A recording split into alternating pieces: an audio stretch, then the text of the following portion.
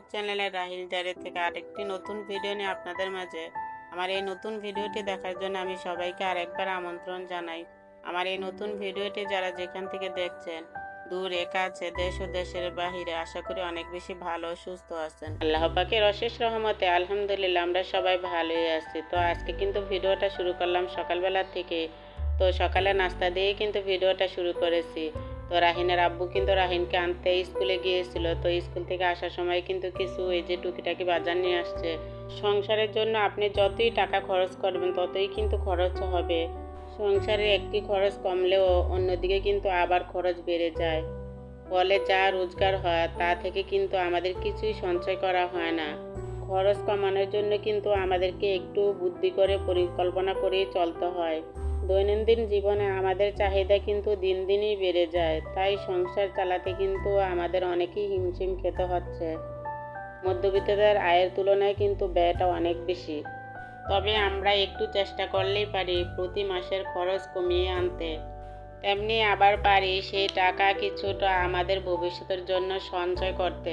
তবে আমরা যদি সংসারে 10টি টিপস মেনে চলি তাহলে কিন্তু আমাদের সংসারটা সুন্দর করে চলে। আবার আমাদের যা ইনকাম হয় সে থেকে কিন্তু আমরা কিছুটা টাকা সঞ্চয় করতে পারি। সেই 10টা টিপসই কিন্তু আপনাদের সাথে আমি আজকে শেয়ার করব। 1 নম্বর হলো কোন ক্ষেত্রে আপনার টাকা খরচ বেশি হচ্ছে সেদিকে খেয়াল রাখবেন। 2 নম্বর হচ্ছে ঋণ পরিশোধ করুন। তবে মাসের শুরুতে বেতন পেয়ে সবার আগে ঋণ শোধ করতে চেষ্টা করুন। তবে পুরোটা না পারলে কিন্তু যতটুকু সম্ভব ততটুকুই ঋণ পরিশোধ করার চেষ্টা করতে হবে। 3 নম্বর হলো কোনো কিছু কেনার আগে ভাবুন। আমাদের মধ্যে অনেকের অভ্যাস আছে যে রাস্তায় বের হলে দোকানের জিনিস পছন্দ হলে আমরা হুট করে কিনে ফেলি। এটা করার ফলে কিন্তু বেশিরভাগ সময় আমরা অপ্রয়োজনীয় জিনিসপত্র দিয়ে ঘর বোঝাই করে ফেলি। তাই সব কিছু কেনার আগে একটু ভেবে নিন, দরকার হলে 2-1 দিন পরে কিনুন। 4 নম্বর হলো প্রতিদিন কিছু টাকা জমানোর চেষ্টা করুন। হতে পারে সে টাকা 10 টাকা বা 100 টাকা, যাই হোক না কেন সেটা জমাতে চেষ্টা করুন। 5 নম্বর হলো মাসের বাজেট স্থির করুন।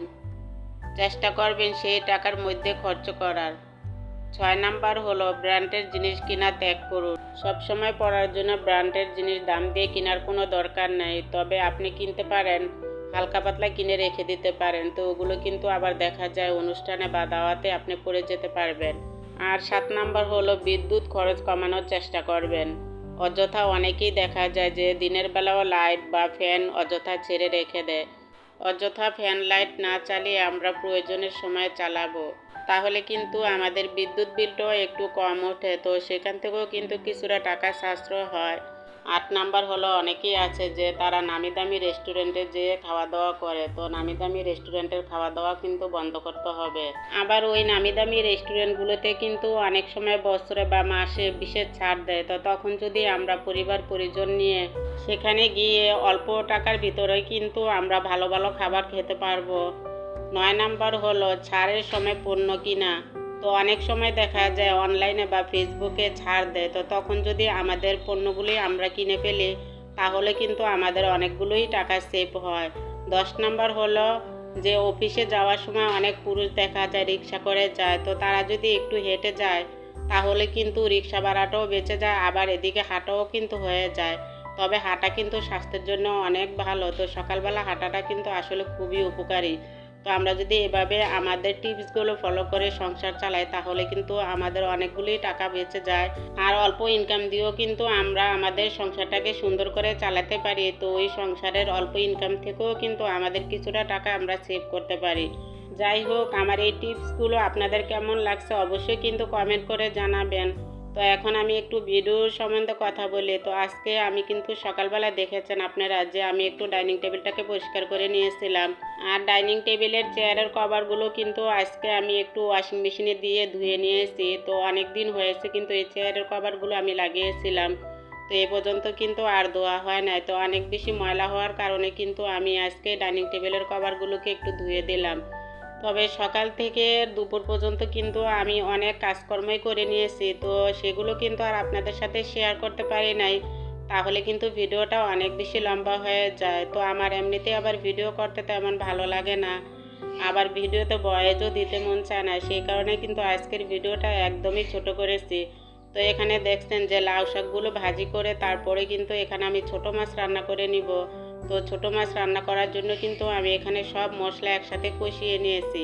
কষানোর পর আমি যে অফ ক্যামেরাতে পেঁয়াজ কলি আর আলু কেটে রেখেছিলাম, তো সেগুলোই কিন্তু এখন দিয়ে দিলাম। তো এগুলো একটু ভালো করে নেড়েচেড়ে তারপরে কিন্তু সিদ্ধ হওয়ার জন্য আমি একটু ঢাকনা দিয়ে দিব। আর আপনারা কারা কারা ধৈর্য ধরে এতক্ষণ আমার ভিডিওটির সঙ্গে ছিলেন, তো অবশ্যই আমি কিন্তু জানি না। তো আপনাদের মূল্যবান সময়টুকু আমার ভিডিওতে দিয়েছেন, সেজন্য আপনাদের সবাইকে জানাই অসংখ্য অসংখ্য ধন্যবাদ। আর যদি আজকে আপনারা কেউ আমার ভিডিওটি প্রথমবারের মতো দেখে থাকেন, যদি ভিডিওটির কোনো অংশ আপনাদের কাছে ভালোই লেগে যায়, তাহলে আমার চ্যানেলের পাশে থেকে যেতে পারেন। পাশে থাকা বেল বাটন অপশনটা প্রেস করে নিতে পারেন।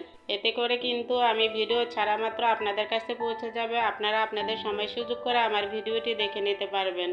আর অলরেডি যারা এই কাজগুলো করে ফেলেছেন তাদের সবাইকে জানাই অসংখ্য অসংখ্য ধন্যবাদ।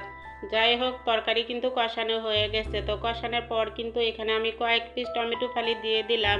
তো টমেটো ফালি দিয়ে তারপরে নেড়েচেড়ে কিন্তু ঝোলের জন্য আমি পানি দিয়ে দিলাম। তো পানি দিয়ে তারপরে কিন্তু আমি ছোট মাছগুলো যে অফ ক্যামেরাতে ভেজে নিয়েছিলাম, সেই মাছগুলো এখন দিয়ে দিলাম। তো মাছগুলো দিয়ে তারপরে কিন্তু উপরে আমি ধনিয়া কুচি পাতা দিয়ে দিব। তো আমি কিন্তু ভিডিওটির একদমই শেষ পর্যায়ে চলে এসেছি।